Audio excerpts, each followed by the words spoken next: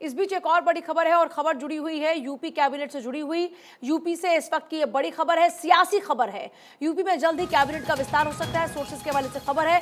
नवरात्र में जल्द ही कैबिनेट विस्तार संभव है। ओपी राजभर को कैबिनेट में जगह मिलेगी, दारा सिंह चौहान को भी जगह मिलेगी। उपचुनाव में जीते एक बार फिर से और उसके बाद अब देखिए खबर यह है कि उन्हें कैबिनेट में जगह मिलेगी। ओपी राजभर समाजवादी पार्टी का छोड़कर, साथ छोड़कर अब फिर से एक बार एनडीए के कुंबे में शामिल हो चुके हैं।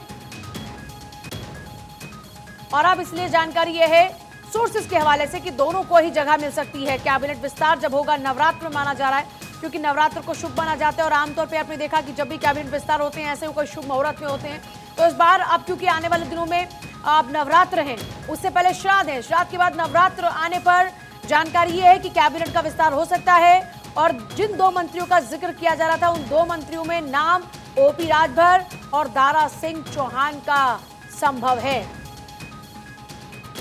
बार बार देखिए ये सवाल उठ रहे थे कि आखिरकार यूपी में मंत्रिमंडल का विस्तार क्यों नहीं हो पा रहा है, आखिर बीजेपी की रणनीति में ऐसा क्या बदलाव होने जा रहा है, क्यों इतना इंतजार किया जा रहा है।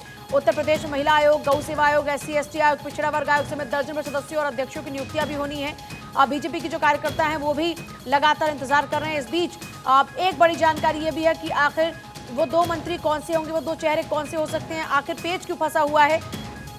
अवनीश विद्यार्थी मेरे साथ इस वक्त जुड़ रहे हैं। अवनीश, जानकारी यह है कि कैबिनेट विस्तार जिसमें लगातार देरी हो रही थी, जिस पर सवाल भी उठ रहे थे कि ऐसा कहां पर पेच फंसा हुआ है, अब जानकारी यह है कि ओपी राजभर और दारा सिंह वो दो चेहरे हैं जिन दो मंत्रियों का जिक्र बार बार हो रहा था।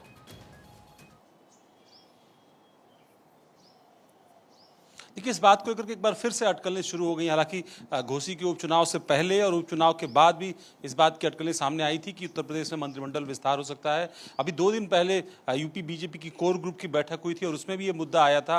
अपनी सहमति जरूर कोर ग्रुप ने दे दी है कि मंत्रिमंडल विस्तार पर अगर केंद्रीय आलाकमान की अनुमति मिलती है तो विस्तार किया जा सकता है। न सिर्फ दारा सिंह चौहान और ओम प्रकाश राजभर बल्कि और भी कुछ नाम है। दारा सिंह चौहान को भी लगातार इधर दिल्ली में बीजेपी मुख्यालय के अंदर BL संतोष के पास, राष्ट्रीय अध्यक्ष JP नड्डा के पास मुलाकात के लिए देखा जाता रहा है। इस बात को की जो संभावनाएं हैं उनको बल मिलता है इससे, क्योंकि जब केंद्रीय नेतृत्व तो लगातार इस तरह के संवाद या इस तरह के संपर्क करता है तो कहीं ना कहीं इस तरह की खबरें जरूर और पुख्ता होती हैं। माना जा रहा है कि जो माने जाते हैं श्राद्ध के दिन, उनके बाद यानी नवरात्रि में या नवरात्रि के बाद के दिनों में जो है मंत्रिमंडल विस्तार हो सकता है। बेहद जरूरी इसलिए है क्योंकि समीकरणों के लिहाज से कुछ मंत्रिमंडल में पद रिक्त हैं, कुछ विभागों की जिम्मेदारी भी है जिनको जो है मंत्रियों को दिया जाना, लिहाजा सरकार इस बारे में विचार कर सकती है और मुख्यमंत्री के स्तर से इस बात को लेकर के राजभवन से भी संपर्क किया जा सकता है। माना जा रहा है कि अभी 20-25 दिन और जो है वो मंत्रिमंडल विस्तार में लग सकते हैं। जी, मंत्रिमंडल विस्तार में अच्छा एक चीज लेकिन देखने को मिली, जब अभी हाल ही में उपचुनाव हुए